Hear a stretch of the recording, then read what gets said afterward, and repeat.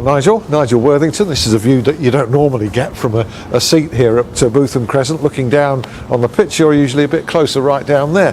But from that view, how do you see refereeing these days and referees, officials? Well, the refereeing officials' job has become more difficult. Certainly, probably since Sky TV has stepped into the arena, and obviously huge finances behind it. I think there's more spotlight on them. They get a split second to make that decision, whereas people in studios can replay and make their minds up. The referee or the officials haven't got that, and it's a difficult job, there's no doubt about that, and I think 8 times out of 10 they get more right than wrong. And yet I'm not sure that too many other managers would share that view. And as I say, that's probably out of 10 for me. There's some others that, certainly having had the experience in League Two, that I honestly think there can be better officialism done throughout. Now, whether that's over the course of the training scenario, or the individuals not up to speed, things can be made better, there's no doubt about that. But the job is very difficult, and personally, you've got to work with referees, you've got to work with officials, because we're all in the game together, and there's no way the game's going to go ahead without officials. Is it a job you would ever imagine doing, or ever have liked to have done? It's never something I thought of doing, but if it was a step getting into the game and you're in love with the game, then I think it's certainly that other avenue that they can be in. I know an individual who his day job is working in a bank. He's now probably one of the top people on the official side in the Premier League, Champions League, been to World Cup finals. Right. And for somebody like that who enjoys the game and can step away from the day job and do something that he really enjoys, I think great credit to them for having the courage to put the front foot forward and make it happen. Who are we talking there?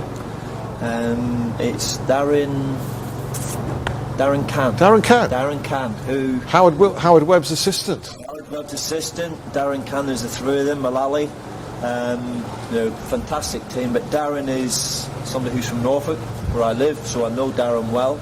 Right. And for somebody like that to be brave enough to step away from the security of an everyday job and go and perform and be part of, probably, we'd all admit, a very, very good threesome when it comes to making those really, really fine decisions. They do a fantastic job. Yes, and quite a risk he took, as you say. Darren Cann, Mike Malarkey with Howard Webb at the last World Cup, and again at this World Cup as well. So you'll be sitting there with an interest. I will, because more of an interest. I've known Darren before, and obviously now after that he's at Old Trafford and the likes of all the big stadiums. But I just think it goes to show that people, if they're dedicated to the game and they're really focused on their job, they get more decisions right. And I think that's a big thing, what I just said, focused on their job to make sure that they do it well. Because as we all know, whether it's winning leagues, relegation from leagues, winning a match, losing a match, that fine line of making the decision is key. And if you take the top level, where there's huge financial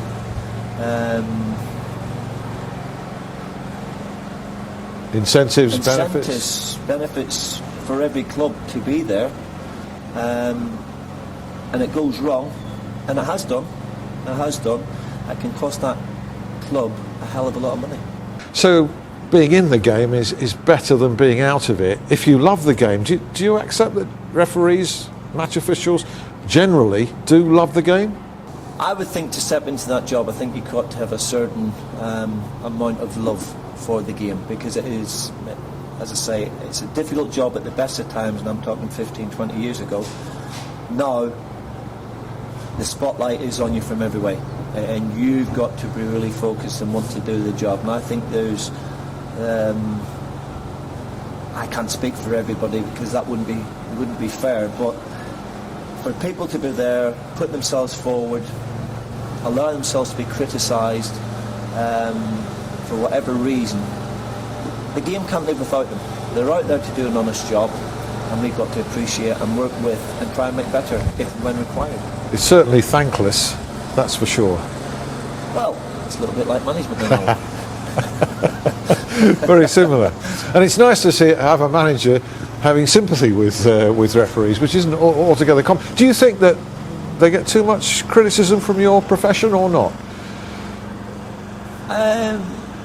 You're always going to get individuals who, no matter good, bad, indifferent decisions, what they make, ain't going to be right if you've lost a game. But I'm only speaking from my own experience. If we come away from a game where we've lost it through an inept decision by an official, you've got to live with it. It ain't going to change. The referee and the officials aren't going to change their mind once it's been given. You live with it, and I'm a big believer what goes round in football comes around. If you've lost something early in the season, you might get it back later on in the season. But we have got to work together, and I think the more we can work together, I think the better the game will become. Is there enough communication between the two sides, do you feel? Well, or should it even be looked at as two sides? If you look at it from my playing days, which is a number of years ago, I can remember the banter on the pitch between referees and players was absolutely fantastic. And you think, even then you think, well, he hasn't got the right to say that to me. But it was all in good humour, and you maybe gave a bit back. He took it, or the officials took it, but you knew there was something coming back the other way. Now, whether it was a serious quip or something with a little bit of fun in it, but it was there. Nowadays, I just feel that that's been taken away. You get assessors sitting in the stands, marking referees. It's very, very much by the book. I honestly think there's got to be the human touch where there is a bit of banter. They are in control of players and the game. That's what they're there for. But there's a little bit of leeway as well. And I think that makes the players relaxed. I think it also helps the officials to relax and maybe perform both to the maximum. Point there that you feel a bit of blandness has crept in where every official has got to be like an automaton, robotic. I think robotic's the right word. I think there's, as always, people at the top level sometimes forget where they've been, where they come from, and they take all the fun and enjoyment away from it through trying to make 100% right decisions, which in life, to be fair, you very rarely, if ever, you're going to get. And I just, personally, say you have that little bit of fun, that there's still a professional job being done, they've got the respect, they give respect, there's no harm done, and the game's a better game for it. Certainly when you were playing, Nigel, some referees were known as big characters. I know there's a fine line between being a big character as a referee and being the centre of attention, which nobody wants, but there were some guys there who combined the two. And one of the individuals who lived pretty close to both of us, Alan, in our heyday, shall we say. Who's from my heyday? Large as life, big personality, big frame, but had that sense of humour and involvement within the game to, I can remember saying on different occasions, where they get yourself up, pick yourself, you're soft. And that's coming from him. You think, I'd like to say something to you, kid, but I'll not bother. But that's what it's all about. And I think that sort of thing is missing a little bit from our game at the moment, where it's too stereotyped that here's the letter of the law, black and white, no leeway for common sense. I think that's probably a good term. Let individuals, the rules are there, perform within the guidelines, but a little bit of common sense, a little bit of leeway, and make the game a better game. How do we get back to that?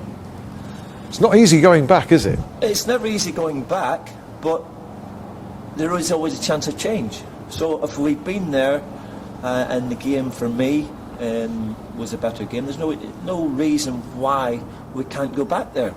We know all the rules. The rules are there, but for the referees, the officials, just to have that relaxed approach, but still in control of the situation, I think would be good for all. And I think the referees and officials would enjoy the role within the game a lot more. Certainly some of them, I think, would like to go public on occasions and explain decisions and maybe be more accessible. Is that something you would like to see? I think it's fair in the referee. They do their game. They trot off into the dressing room. You're not allowed to knock on the door until 30 minutes later, which is fine. There's a cooling off period. I can understand that. But do we really need that? We're all adults. There's emotion in the game. Officials have got emotions the same as managers or players. And at the end of the day, it's just about making the game a better game all round, to add to the wonderful game of football that it is. I suppose not all managers, everybody's different, not all are as calm and as level as you. Certainly as a player, you rarely got into confrontation on the field with referees. Touchlines are an area of conflict, aren't they now? I don't think you get involved in that side of it, but there are an awful lot jumping up and down. There are an awful lot of managers in the ear of the fourth official constantly. Is that helping the game? I can tell you one little story, Alan, and once you do it once, you tend not to do it again, unless you're maybe a Chelsea manager. Okay.